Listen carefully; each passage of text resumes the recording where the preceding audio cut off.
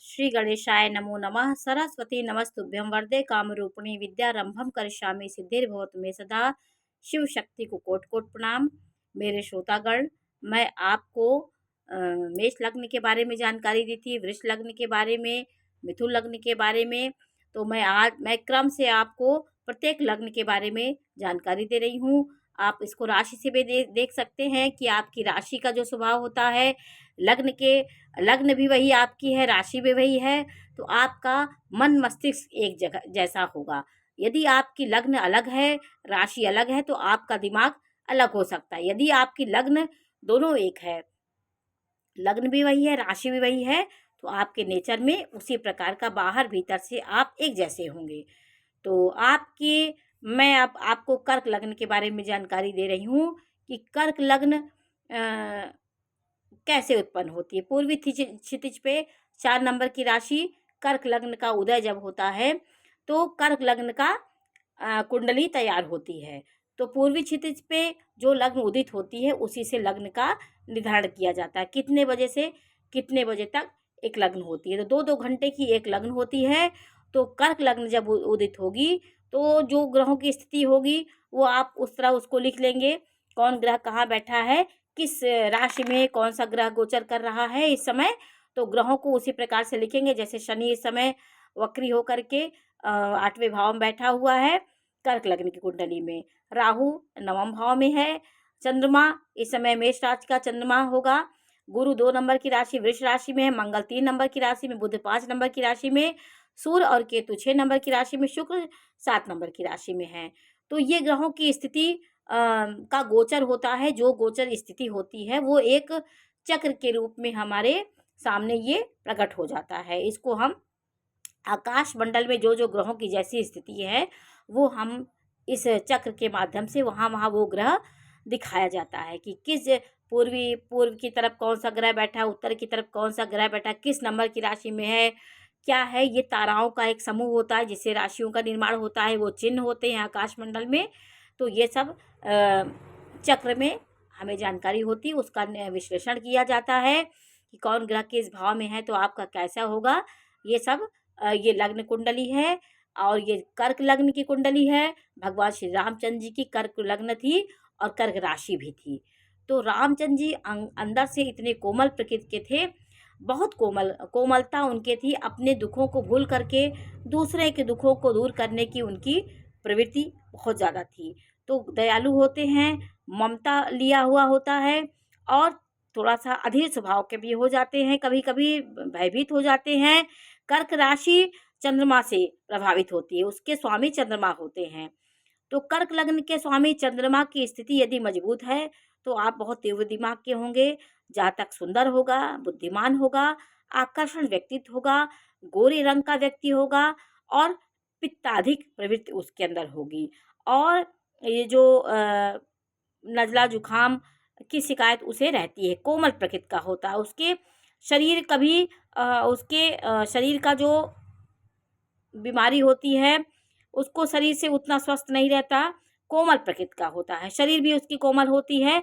जैसे चंद्रमा घटता बढ़ता रहता है, वैसे उसका स्वास्थ्य भी अच्छा और बुरा होता रहता है।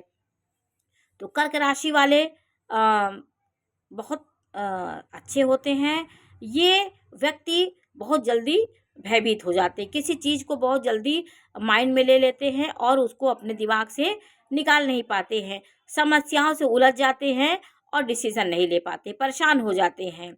लेकिन दृढ़ संकल्प होते हैं। मंगल इनका योग कारक ग्रह होता है। ये मधुरभाषी होते हैं, बोलने में अच्छे होते हैं। इनके अंदर कोमलता की औरा पाई जाती है। इनके अंदर जो कोमलता होती है और रिश्तों को निभाने की जो एक कला होती है, हर प्रकार के लोगों को के साथ घुल मिलकर उसके अनुसार बात करने की जो एक कोमलता होती है, वो रिश्तों को बनाए रखने की इनके अंदर प्रवृत्ति ज़्यादा होती है। ये व्यक्ति देव ब्राह्मणों के देव ब्राह्मण गुरु की सेवा करने वाले होते, अतिथियों का सत्कार करने वाले होते हैं, परोपकारी होते हैं, पवित्र कार्यों को करने वाले व्यक्ति होते हैं। समाज को एक ब्राह्मणत्व इनके अंदर होता है, समाज को उत्प्रेरणा देते हैं, अच्छी सलाह देते हैं, जन कल्याण के लिए सर्वस्व न्यौछावर रहते हैं। इनको परोपकार में सबसे आगे रहते हैं।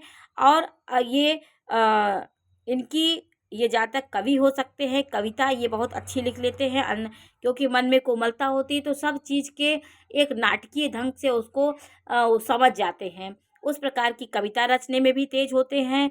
ये माता पिता के विशेष स्नेह करने वाले होते हैं।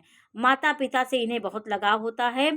रामचंद्र की कुंडली में अपने पिता के आदर्शों के लिए उन्होंने 14 वर्ष का वनवास काटा। माता के प्रति इतना लगाव था कि कैकेयी जैसी दुष्ट माँ होने के बाद भी उन्होंने उनके चरण स्पर्श किए। उन्हें जब वनवास से आए तो सबसे पहले उन्होंने कैकेयी से ही मिलने गए, क्योंकि माता के पिता ये भक्ति उनके अंदर बहुत ज़्यादा थी। तो ये लग्न वाले व्यक्ति माता पिता से विशेष स्नेह करते हैं।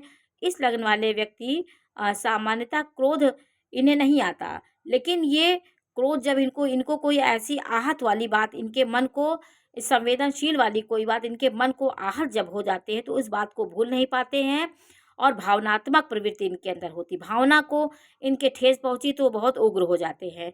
कर्क लग्न वाले व्यक्ति देव ब्राह्मण गुरु किसी अतिथियों की सेवा करने वाले होते हैं, परोपकारी होते हैं, पवित्र धार्मिक आचरण वाले होते हैं। विद्या प्राप्त करके भी विनय इनका नेचर होता है, प्रसन्नचित होते हैं और मंदिर जलाशय आदि का निर्माण करने वाले होते हैं। अच्छे कार्यों में इनका पैसा खर्च होता है, बुद्धिमान होते हैं, जल क्रीड़ा के शौकीन होते हैं, मित्रों की संख्या इनकी बहुत होती है, हर तरह के लोगों की मनोभावनाओं की कदर करते हैं। इनके धन का खर्चा ज़्यादा होता है, ये अपने धन को भावुकता में खर्च कर देते हैं और ये जीवन में पशुओं के कार्य से इनको धन प्राप्ति हो सकती है और इनको जैसे मिनरल वाटर है, दूध का व्यापार, कोई ऐसे कार्य जिस पे तरल पदार्थ के कार्यों को ये करेंगे तो उनकी बहुत उन्नति होती है। ये गुणवान होते हैं, पुण्यात्मा होते हैं, पवित्र आत्मा होती है, सौभाग्यशाली होते हैं। कन्याओं को ये जन्म देने वाली ये लग्न होती है। श्रेष्ठ इनकी कन्या रत्न इनके होते हैं और ये लग्न का स्वामी चंद्रमा होने से यदि क्षीण चंद्रमा हो, पूर्ण चंद्रमा नहीं है, कृष्ण पक्ष का है तो जातक असत्यवादी भी हो सकता है। यदि ये दूषित पाप प्रभाव में है चंद्रमा तो व्यक्ति अधर्मी भी हो सकता है, मर्यादाओं का पालन भी नहीं कर सकता है। यदि अच्छी स्थिति चंद्रमा की है, सत्यवादी व्यक्ति होगा, धार्मिक होगा, मर्यादाशील होगा, प्रशंसनीय होगा और वीर होगा। अंदर किसी बात की इनके मन में बात हो जाएगी, इनसे कोई यदि ये अच्छे होते, यदि इनके कोई मुकाबला इनसे करता है तो ये उस पर विजय प्राप्त करके ही दम मारते हैं और उसके परास्त करने में नाना प्रकार की योजनाएं बनाते रहते हैं।